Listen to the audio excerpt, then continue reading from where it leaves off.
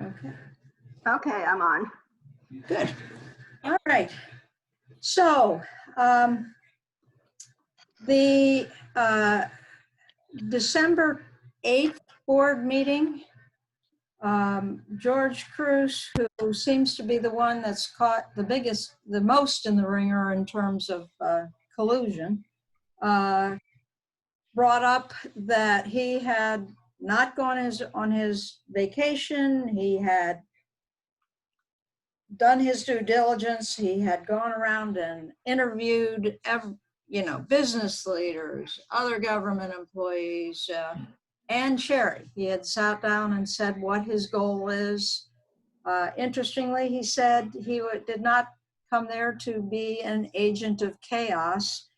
And Van Osterbridge took I'm not an agent of chaos. Anyway, Van Ostenbridge said he was changing his vote because he knew he was losing. He could not win. My peanut head. I know. It's all mute. So trying to, so anyway, I'm muting a few here because I don't know who it was. Anyway, so now it sort of took it a little bit away from Sherry, and what we don't want to lose is that momentum, because there's two things here. One of them is what brought this up in the first place is them not working cooperatively. They're working partisan-like, colluding, and the fact that Vanessa brought up something that says we can pass whatever we want whenever we want without notice. So that we did, so that's pretty much where we are now, where we want to address those issues, and we just took Sherry out of it, the planning part of it. There's been a ton of revelations with what's come out. While we were doing the writing, it was flying around. Just seemed like there was one article after another. And there is quite a bit of text, phone call evidence, and quite a bit of evidence that, in fact, definitely Carlos Barof is very involved in this. He a developer? Yes. Okay. Yeah. He's done quite a bit of developing around here. The controversy most recently was that Aqua by the Bay, which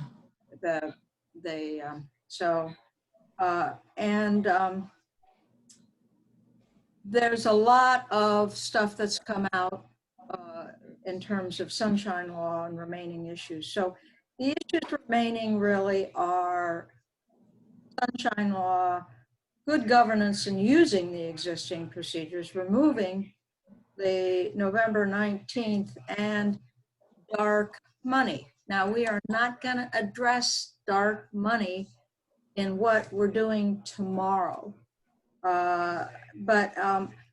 Ginger, why don't you say a few things about how we came to where we came to with the writing group, how that worked?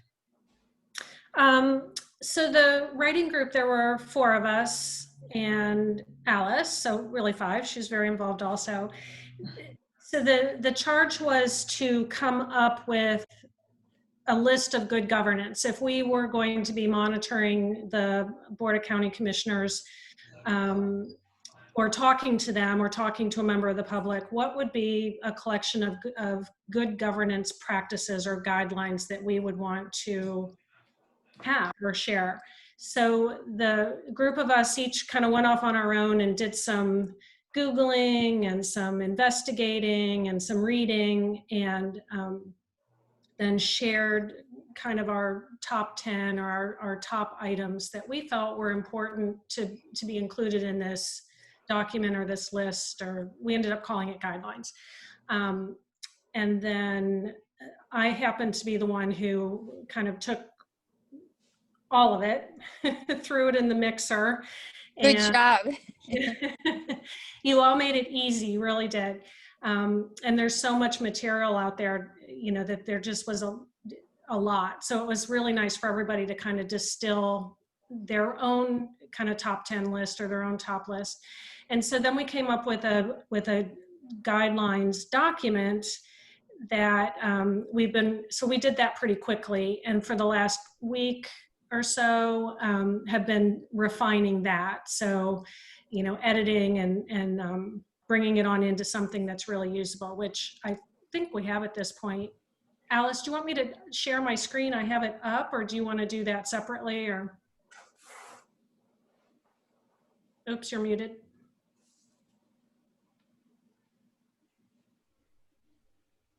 You're muted. You're muted. Her You're mic's muted now. off. I tell you what, why don't I read what I'm going to say tomorrow? Because what I'm going to do is go in and I ask Misty the best way to be early. And she said, get in there about 8:30 and do it. She says, usually there's not 10 people to speak, but in the current environment, they might do, because they'll only take 10 at the beginning of the meeting and then take them at the end. So I don't want to be at the end. So what I'm going to say is the League of Women Voters of Manatee County requests that you rescind the November 19th change in procedures. We feel it normalizes behavior that is not in the spirit of the Sunshine Law, not constructive to team building or good governance. Even if it is never used, it normalizes behavior that runs counter to the spirit of the tested and refined existing procedures and the Sunshine Law.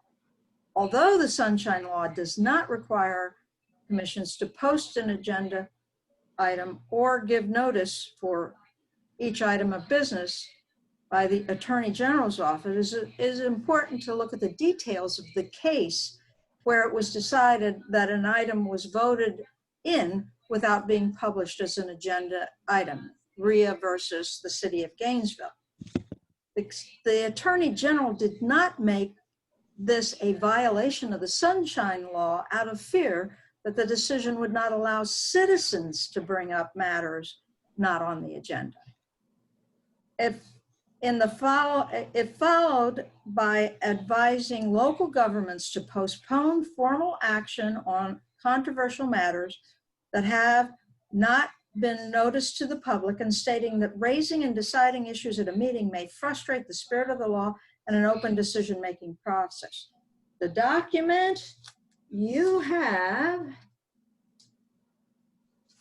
is a group effort by our league's government committee. Through their extensive research, they developed good governance guidelines for public county commission meetings. If you look at the second item, it is referenced to that decision. I'm not going to read it, but maybe Ginger will. So then I go back. We request you rescind the November 19th procedural change, and that the commission strictly comply with both the letter and spirit of existing procedures and the Sunshine Law. We urge that you continue to work on eliminating the divisiveness, partisanship, and negative rhetoric. It is more important than ever that our county government model cohesiveness and avoid doing anything that would cause the public to be suspicious of its motives. That will speed things up and save the county money. Yay! So, okay, go ahead, Ginger, and show the cover and the document itself, or mainly the document itself.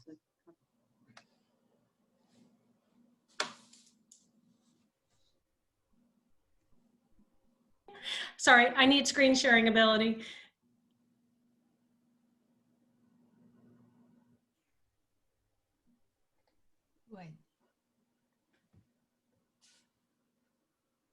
All right. So this is the document, and Alice, you're going to send it around to everybody, right? Yes, as soon as this meeting's over, I'm going to send it to everybody, everybody that's a member. Yeah, okay. So, and we should probably talk about whether we want to take out these green references, but, or leave them in. But anyway, so there's an overview just saying that, you know, commissioners are elected. Once elected, they represent everybody, not just those who voted for them or supported them. They're expected to conduct their business in the sunshine. Acting ethically and transparently is important. So I'm paraphrasing, I'm not reading word for word. The public must be confident that they're governing well, you know, in good practice. And I would particularly look at C and D. Those are the ones that I would be reading at the meeting tomorrow. Okay.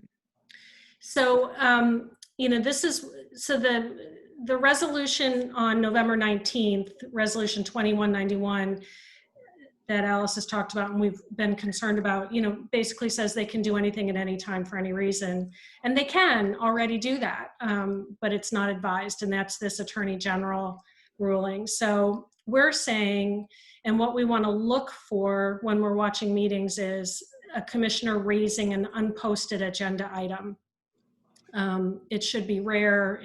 And when you're talking about good governance, it should be rare. And really when there's only a county or a public emergency, or when a member of the public initiates it. And that's what the Attorney General wanted to preserve.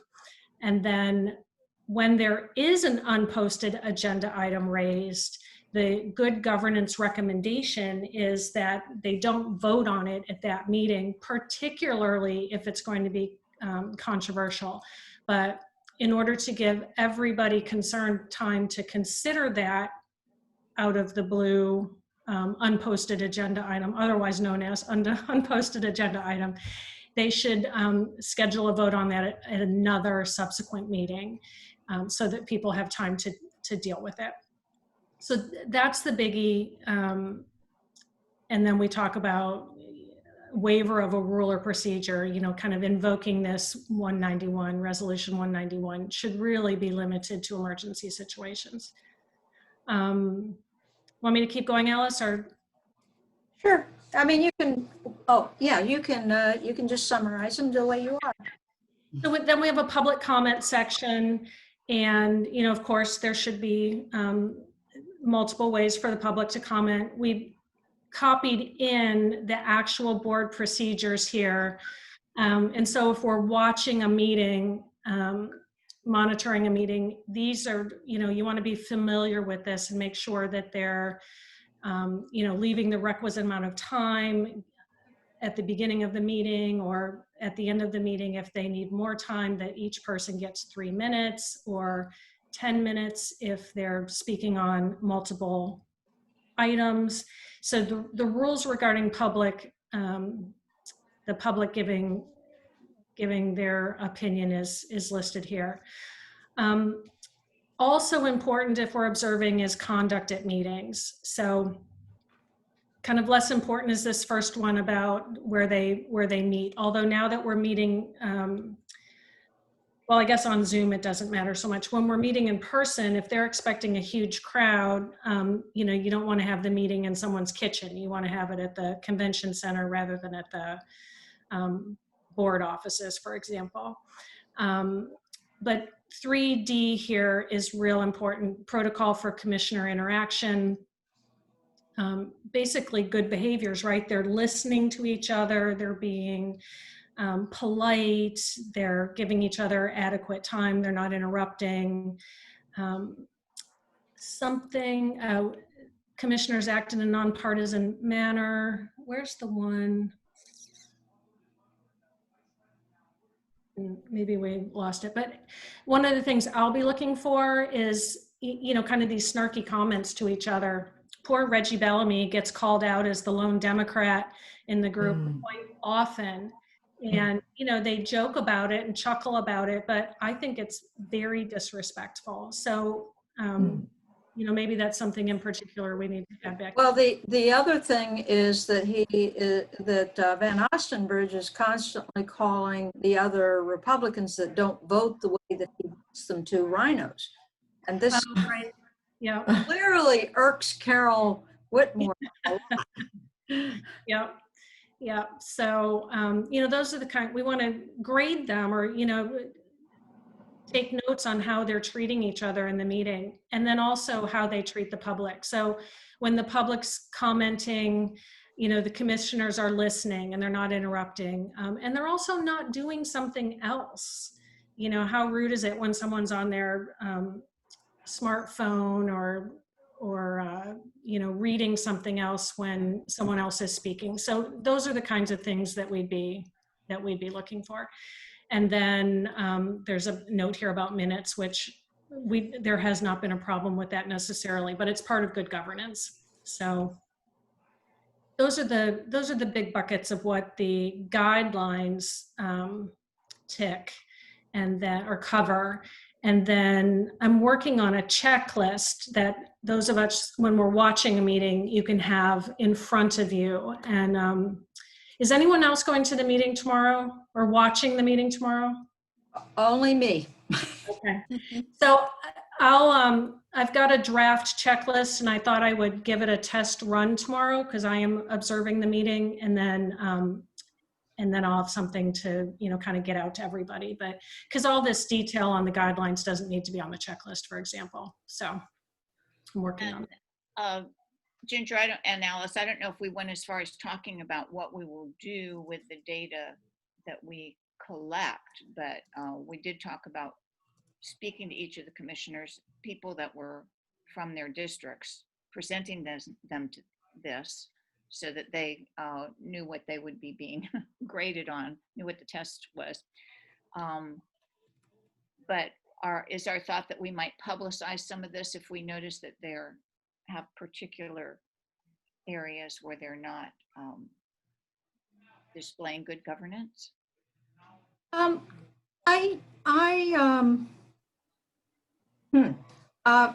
had on the schedule later to discuss, okay, do group meetings with commissioners, number 7 on the agenda, with the idea that, all right, we have this now, where do we go from here in terms of meeting with our commissioners?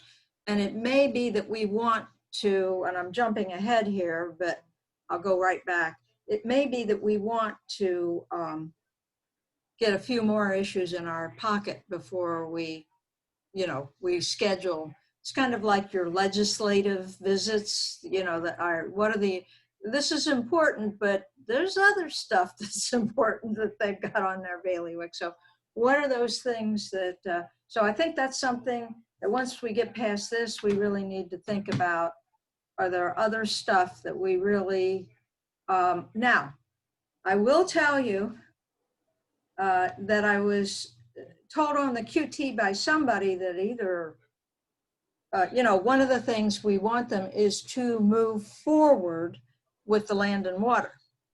And when I sent out that thing through MailChimp, which of course goes to all the commissioners too, and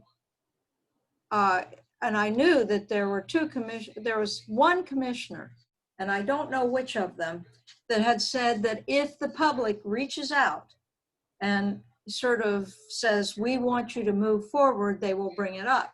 Well, George Cruz sent back and said, I plan to bring this up on Tuesday's meeting. So whatever way it goes, it's gonna come up. So that's something that right now we don't, we can mention that, this is definitely something that we're glad to see them moving forward, because unless all of them chicken out on the meeting tomorrow, they will start moving forward with it.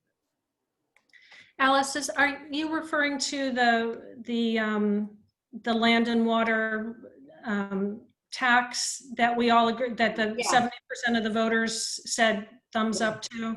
Yeah. Okay, that we sent 71.45. Okay. Okay. Yeah, and so that's kind of like, it's kind of like a citizens initiative for the state where it needs enabling legislation. Well, for us, since we're not a charter county, we can't pass something per se. We have to pass it, and then our commissioners do their resolution to make it, be able to be used. So if they decided to just sit on it, it would never happen. So, yeah.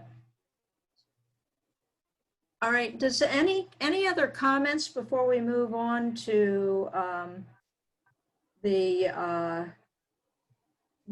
meeting with, actually, I've probably said most of it, but let me, anything else before we move on to the procedures that we're using when we watch when we're the setup and everything for watching the commission meetings, commission board. Any other? All right. Now there is a cover document on this that is dated. There was a question about that. That basically says similar to what I said, and the last paragraph on that says, because there are perceived irregularities, the League of Women Voters requests changes in procedure or blah, blah, blah, pass, and any other subsequent decisions thereafter be put on hold until resolution of the Florida's government in the Sunshine Law, blah, blah, blah. Questions have been raised regarding and have been resolved. So anyway, much more legalistic. And I want you to know that Ginger teaches business ethics at Howard University. So we got a catch. That was great. Now, what Ginger sends me the link with the agenda on it. And then I put who are the two people, and every meeting except the one tomorrow has two people. So tomorrow's the only one where technically we only have one, although I will be there, but I'm not going to stay for the whole meeting. But so then it goes out, and I looked through and picked out, there's a lot on the agenda, a couple of items that looked like they might have something that we might want to pay attention to. So, item 11, item 98, 100, and sent it out to all you guys. And Ruth Haranchar looked, and she had something. Now, one of the bonuses that I didn't realize we would get out of this is, in looking through it, I actually saw something on affordable housing, forwarded that to Diana. She connected with Jerry, and so now Diana has on her schedule, Jerry said, you really don't need to be there tomorrow, but yes, it would be good for the April. They're having a special meeting about affordable housing in April. And so she's in the system. So we're getting hooked up with things that hit other areas for the League of Women Voters by looking through the agenda. So anyway, that Ginger now has, look out for these items. She will be quilting, making food, doing all kinds of stuff while she watches it, and then she will let me and anybody else that it pertains to, if there's any items that we really need to pay attention to. And that's pretty much it for what we have for the process so far. It may change as we go along and discover it. Misty said we really should pay attention to the budget one in the summers. She said hardly anybody does because a lot of people are gone in the summer, but it is streamed, so it can be watched. I did do some looking at our taxes and what our government spends, and I will tell you, it is not. What they come up with is not going to be that much. you know, when they go around looking for fat, there's not that much fat unless you want to be like Pasco County and nobody wants to live there because you're gutted. Otherwise, I compared us with Sarasota, and there's little differences. Sarasota as a whole spends less per person, but there's two categories where we spend more, which have to do with human services, which, since our value of our homes is significantly less than Sarasota, we probably have more people in need of social services. So I don't see the fat, but there you go. The other thing is, she hasn't sent in her money yet, but I hit Misty up to become a member and she said yes. Yay. So, so now I guess let's throw this out in terms of, should we schedule group meetings with the commissioners? And if so, should we have sort of get everybody's ideas, you know, just sort of collect everybody's ideas about what are some of the items that we should talk, because I think this one item is not enough. Oh, and the other thing is that Karen, I mean, this happened today. Things change fast. Karen mentioned all this stuff coming out about dark money and, you know, she mentioned somebody in Sarasota that does the dark money tracking and has written a whole book on it. And we've already contacted her, and she said she could either do the February or the March hot topics. So we'll get her to explain what is dark money, how does it work, all that kind of, and then get into the nitty gritty of who's getting it how in this county. And then also, we'll try to get Joe McClash, because he's been doing a ton of revelations on Bradenton Times. He was a commissioner, and basically dark money got him booted out and got Betsy Benak brought in. So that's so, and it's funny because Misty mentioned her. She said, yeah, Karen, go ahead and unmute. Unmute. Okay. I did want to just mention, of course, there's plenty of time till then, but when I heard her before, she actually focuses on the Sarasota area, but there's a lot of, I mean, the same developers work in our area too, so a lot of it is the same. But she actually has worked out a tracking process for how to see where that money's coming from, because a lot of it is right there in the Supervisor of Elections monthly campaign donor stuff that they have to publicize. But then when you dig in and you find out that 15 things came from the same address, all under different names, then you realize that the $1,000 campaign limits have been, you know, just trounced on. So it might even be that a committee of this group might want to actually get that training, because she's interested in having Manatee people become trackers. Yeah, that would, if we have a lot of people doing it, it'll make it go more quickly. So, but it's a real learning experience. And then she takes you to some websites in Tallahassee where you can look up PAC money and some of these other things. So it's quite interesting, and it might be really good for our group. You know that, go ahead, Jen. Who's the author of that book, Karen? Do you remember, Karen? This is Kathy Ann Tunis. She ran for Kathy Ann Tunis. Okay. She ran for office in Sarasota, I think it was like 2010, and ran into some of this stuff.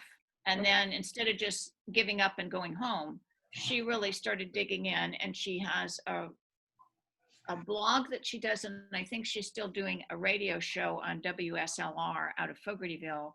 Yeah, it seems so. Has guests come in, and she talks about this, because her whole belief is that local politics is the politics that affects our daily lives. And yet most of us know very little about it. And so that's become her kind of her passion is to help all of us become more educated and informed about how all this works kind of under the radar. I think that would be a great follow-on to her presentation. If she was willing to do that, I think we should leave that open to anyone, not just members, because, you know, who cares who digs it up? Somebody, you know, the sort of the citizen science, the citizen sleuth thing.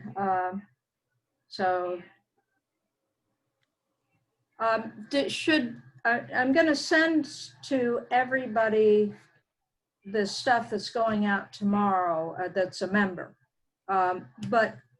Should I send to the attendees right now the Kathy Antunes information that I got from Karen? Okay.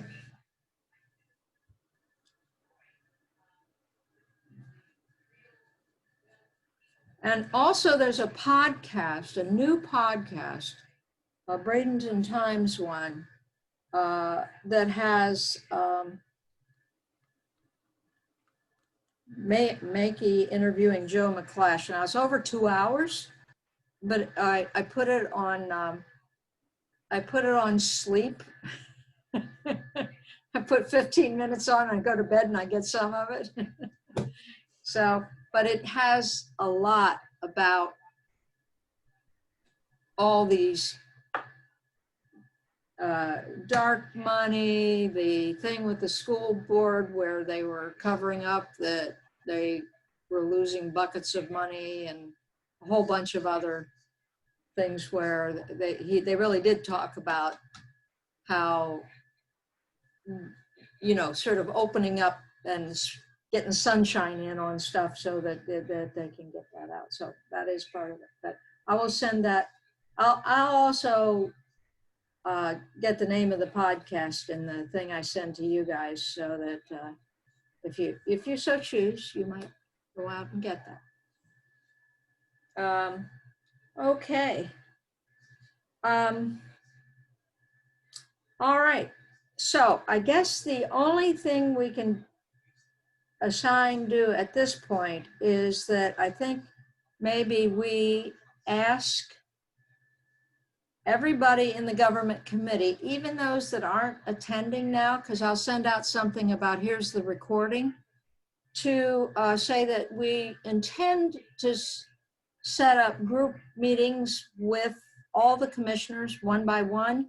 What are issues that you feel you would like to bring up? For instance, one of the big ones that was brought up on that podcast was the sort of the weird way the taxes are spent on infrastructure. So they can spend $90 million down at Benderson Park, but they can't clean up the traffic, and it's like a 10-year time frame.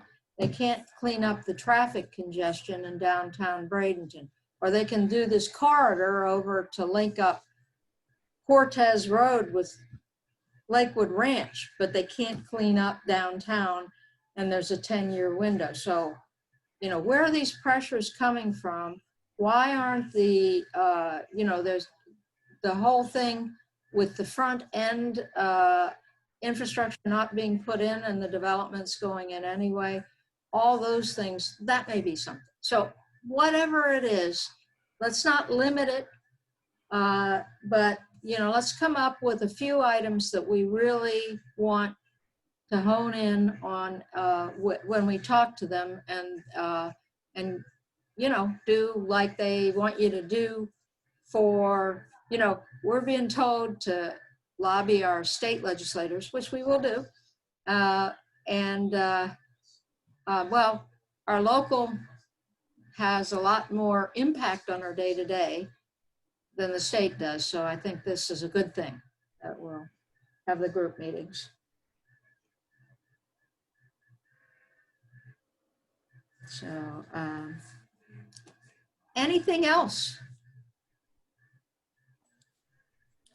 Allison, would you talk just a little bit more about your meeting with Misty Servia today? Was it to sort of get ready for tomorrow? Was it broader than that? I just wondered like how she responded to you representing the league, kind of coming forward after all of this sort of controversy. I mean, just generally, how was it? She is really very easy to talk to, very open, and really right down the line of the league.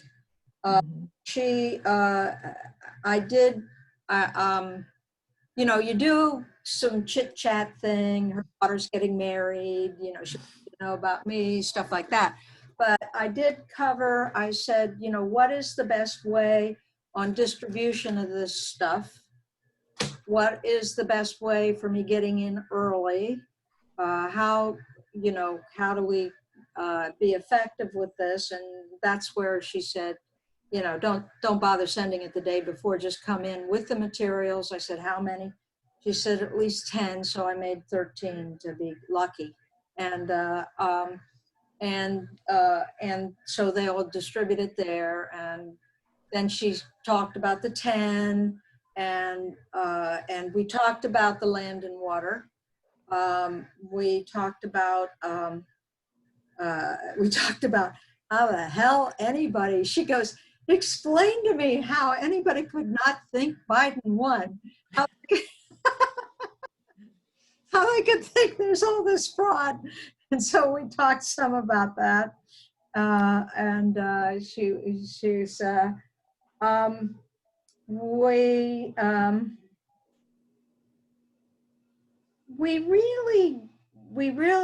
talked to her about dark money, and she suggested Kathy Antilles too. She said, do you know Kathy Antilles?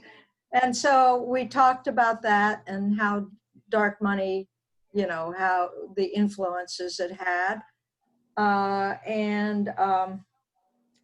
said, I asked her to let me know the things we should be paying attention to. And that's when she said that we should really, really watch the budget hearings, that's going to be a battle. And that, you know, so that we can alert and get. She asked how many members we have, and she was really surprised that we were at 180. And I said, she asked how many were snowbirds, and I said, not as many as you'd think. I said, and we do have young members. We have members that are still working, because she said, well, every organization. She asked what other stuff I did, and I said, well, you know, every organization I join, they say, you just need to come to the board meeting, and then they say, oh, you know, our computer crashed, or our you know, our books are bad, or, you know, we don't know how to send this out as a group distribution. And pretty soon I've got another full-time job. So I said, I have been very careful to say, this is it, you know, that the league is my thing, you know. And she asked how I got into it and stuff like that. So, and I told her about the solar co-op. So that was kind of it. I mean, I think, what the good thing is I wanted to not only set up a friendly relationship, but I also wanted her to feed me stuff that we should be aware of. Mm-hmm. And I think that's going to happen. So that's great. You know, so it was good. And I have talked to Mary Lynn about, I mean, the biggest offender on all this stuff is my commissioner, Kevin Van Ostenbridge. And when we were at the meeting on sustainability, you know, I went up and introduced myself. We talked real estate, you know, I talked about where I lived, and, you know, oh, I know that house, didn't Brenda Boyd? Yeah, Brenda's a friend of ours, blah, blah, blah. And I said to Mary Lynn, how do you reach him And it's not our job, but how do you reach him about this constant, these buzzwords he keeps throwing out, rhinos and the swamp and all this kind of stuff. And she said, well, the way you did it, you set up, you need to chit chat a lot and set up a relationship. I don't know if that's curable. I really don't. But at any rate, I mean, we're going to make it loud and clear in the meeting. And that's coming from the whole league. So, and I think it was good to let her know that, we're not only there's more members than she thinks, but that we're growing. So I think that was a good thing that she knows that, so. Okay, any other questions? Does anybody know if we're ever, wait 1 second.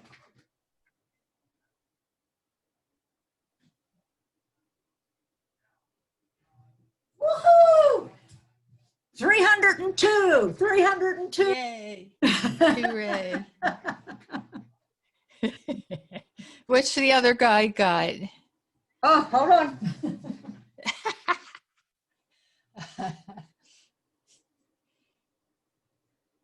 $232. Yay. And that's, the right before, that's the max he's going to get. I don't know if there's I don't know if Hawaii's in yet.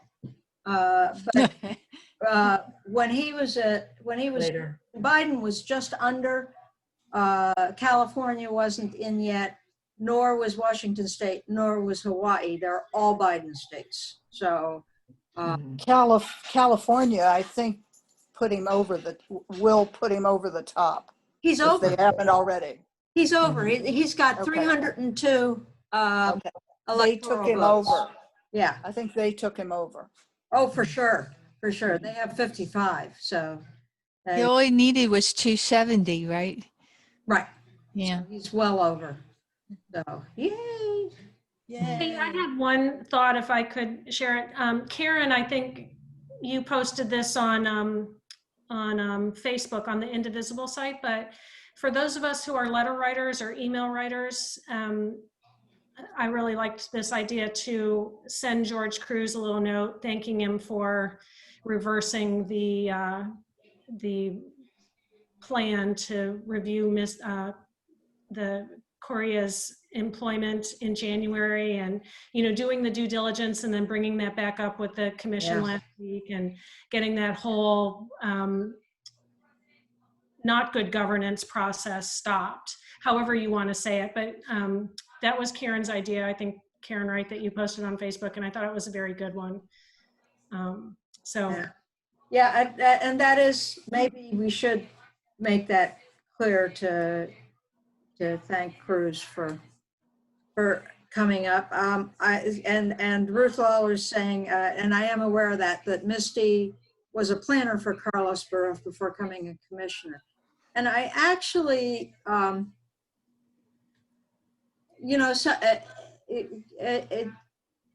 there is, I think she's running pretty reasonably, not under Carlos's thumb. Yeah, I have to say I've been very impressed with Misty. She has surprised me that she's pretty middle of the road and really worried about the constituents. She and I go back and forth quite a bit on Facebook, and it has surprised me because I know how she got elected and I know where the money was that got her elected, and it was Carlos and the developers. And it's interesting that both Misty and Benak and Carol Whitmore all got a lot of developer money and are very linked to developers.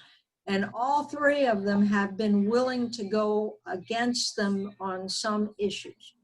So that, that they'd say, well, if that ditch that Carlos Baruf wanted, a mile-long ditch that he called an estuary so he could put docks and everything out. And it was like, no. or him putting a marina in. I mean, they all said, no, you can't do that. So they are willing to So Ruth, you also said, I'm a Realtor, and he responded to my letter to the commissioners on this issue.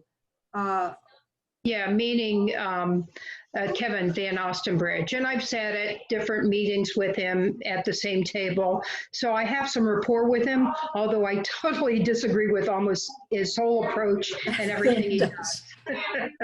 But I know him personally, and I was surprised he actually responded to me because I wrote, you read the letter that I wrote. It was pretty direct as far as all of these issues of Yeah. how they handled things. And he said, I read your letter and I appreciate your input. He didn't agree or disagree. He just said, I read your letter and I appreciate your input, which surprised me because only he and Misty responded to the letter that I wrote to all 7 commissioners. It's interesting because different people got different commissioners that responded. So the Interesting. number of them did get responses from Vanessa Ba, but they were never good. She Yeah. was out slugging. She's such a, and she really is. Yeah. So we will see how Kevin evolves. You know, will he actually, I mean, he's not used to group decision making. So is he going to evolve to where he actually learns to deal, or is it he just stuck there? Is he going to be a little Napoleon all the time? And, you know, so it'll be interesting. I thought that Dennis Maley's article that he wrote in the Sunday paper about all this with all the links so that you could follow it if you hadn't been. Yeah. I think it was in there that he said something about maybe they're running into the hard reality of finding out they're not in their echo chamber anymore. And there are people out there beyond the ones that are wanting Confederate statues and things that they're going to have to be hearing from and satisfying as constituents. And that was quite a long article too. Even with, I mean, even if you weren't following the links, it was a long article. But exactly that is, both Cruz and Van Ostenbridge talk about how person after person has told them this. And, you know, but particularly Kevin, and I really liked him saying that, you know, get outside of your echo chamber. And at least Cruz was willing to do our voters forum, and he certainly heard different there. And Van Ostenbridge was not. The Anna Maria Sun, I think it's called. It's obviously an Anna Maria paper. They had an extensive article on all of this as well, and you can find it on Facebook. It's called the Anna Maria Sun, so I think it's their local island paper. Somebody may know that. There's two on the island. I don't get it. Yeah, the Islander is one, and then this one was And this one Sun. I'm less familiar with, but it had an extensive article, well worth reading, because it had the notes that Van Ostenbridge had taken and the conversation with Sherry Courier and the whole thing. So it's worth, if you haven't seen it. Well, and they actually, Elaine, could you send the link out maybe for people that don't get that magazine or that newspaper? Sure, and I found that it was referenced somewhere, and then I just put it into Facebook. It came up, and then there was the article on there. But yeah, I'll try and do that. Thanks for asking. the other thing that I found interesting is in that article, Joe McClash says that, you know, there's a series of texts. And the texts, I think they're going to Carlos Burruff, and it says, oh, you know, we have a leak, you know, they're gonna, I mean, this was actually before he had gone in to say he wanted to terminate Sherry Correa. And, you know, this was when McClash put the article in that they're out to get her. And so watch for that shoe to drop. And McClash said, well, it wasn't a leak. This was really predictable. And somebody below said, why did you do that? Let them get paranoid looking for the leak. So, But we have our own deep throat and everything else here. So yeah, it's, all this stuff is incredibly damning. So anyway, all right. Thank you, everyone. Thank you. Thank Don't you. forget to Stop the recording.